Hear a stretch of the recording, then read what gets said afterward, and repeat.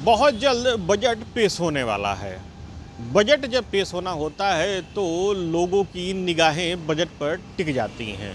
लोग उम्मीद लगा के रखते हैं कि बजट में कुछ ऐसा हो जो उनके लिए मुफीद हो। हमारे साथ पटना के कुछ लोग हैं, हम उनसे जानेंगे कि बजट से उनकी इस बार क्या उम्मीदें हैं। बजट आने वाला है, क्या उम्मीदें हैं? टैक्स में हम लोग एक्सपेक्ट करेंगे कि कुछ बेनिफिट मिले, जैसे लाइक हम स्पोर्ट इंडस्ट्री से हैं तो हमारा जैसे मखाना का अपना ट्रेडिंग है, तो हमारा क्या हो जाता है कि अगर हम लोग 1 लाख रुपए का बेचते हैं तो करीब करीब 56 से 60 हज़ार रुपये हम लोग को एक्सपोर्ट ड्यूटी में चला जाता है। तो हम एक्सपेक्ट करेंगे कि जितने का माल भेजे कुछ तो और डिस्काउंट होना चाहिए और कम होना चाहिए, ताकि हम लोग को बजट में बेनिफिट मिल सके। बजट में हर साल सरकार कुछ न कुछ बदलाव करती है। तो आपने जब कहा कि आपका बिजनेस है, जीएसटी आपका कितना लग रहा है, उसमें क्या उम्मीद रखते हैं आप सरकार से? 5% हम लोग का मखाना के सेगमेंट में जीएसटी लगती है, तो एग्रीकल्चर सेगमेंट में, और वही हम लोग जब पैकेजिंग करते हैं तो 18% हम लोग को देना पड़ता है। तो कम से कम स्पेशली एग्रीकल्चर सेगमेंट में हम चाहेंगे कि जीएसटी कम हो। हमारे साथ और भी लोग हैं, हम इनसे ये जानेंगे कि इनकी क्या उम्मीदें हैं, वो क्या उम्मीद लगा के रखे हैं कि सरकार उनको किस तरीके से रियायत दे सकती है। बजट से आपकी क्या उम्मीदें हैं?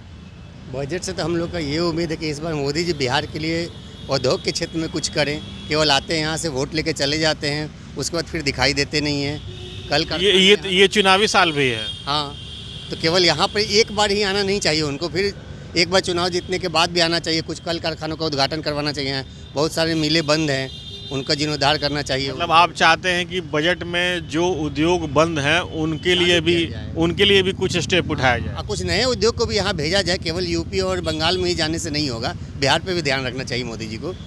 मोदी जी को ध्यान रखना चाहिए, तो उसके लिए बिहार सरकार को भी तो पहल करनी होगी ना। बिल्कुल बिल्कुल, बिहार सरकार तो अपने हिसाब से, नीतीश कुमार तो कुछ कर नहीं पा रहे हैं। अब देखते हैं इस बार बीजेपी उनके साथ फिर से सरकार बना के बीजेपी क्या करती है, क्योंकि केंद्र में तो उन्हीं का सरकार चल रहा है। हमको ज़्यादा केंद्र की सरकार, राज्य सरकार, वो अलग मुद्दा हो सकता है, वो एक राजनीति का विषय हो सकता है। स्पेशली बजट को लेकर के आप क्या सोचते हैं? बजट को लेके क्या सोच सकते हैं, हम लोग तो बिहार के लिए दुर्भाग्य हैं। बजट में तो कुछ है ही नहीं बिहार के लिए हमारे हिसाब से। महंगाई कम होनी चाहिए। बिल्कुल बिल्कुल होना चाहिए एकदम। पेट्रोल का दाम कम होना चाहिए। पेट्रोल का दाम दिन प्रतिदिन बढ़ते जा रहा है, बढ़ते बढ़ते बहुत तेज़ी से घटता है ही नहीं। बढ़ता है तो 5 रुपये बढ़ता है, घटता है तो 20 पैसा घटता है। अच्छा, इन्होंने पेट्रोल की बात कही।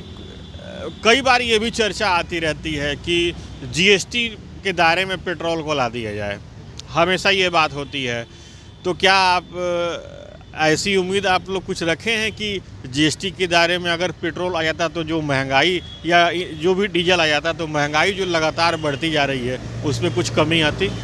बेशक अगर जीएसटी के दायरे में पेट्रोल और डीजल आ जाते हैं तो उसका महंगाई पे ज़रूर सकारात्मक असर पड़ेगा, यानी महंगाई कम हो जाएगी।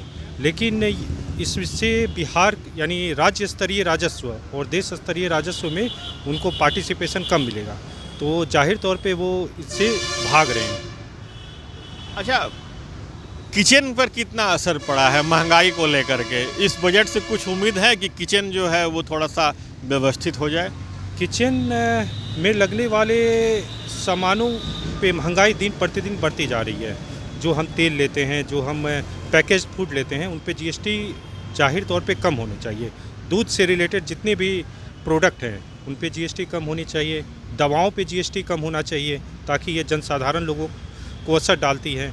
तीसरा मेरा एक सजेशन है कि शिक्षा पे लगने वाले, बच्चों के शिक्षा पे लगने वाले टैक्सेस और उनके द्वारा कलम, कागज़, कॉपी पे लगने वाले टैक्सेस को कम किया जाए। इससे जनसाधारण लोगों को काफ़ी असर पड़ता है।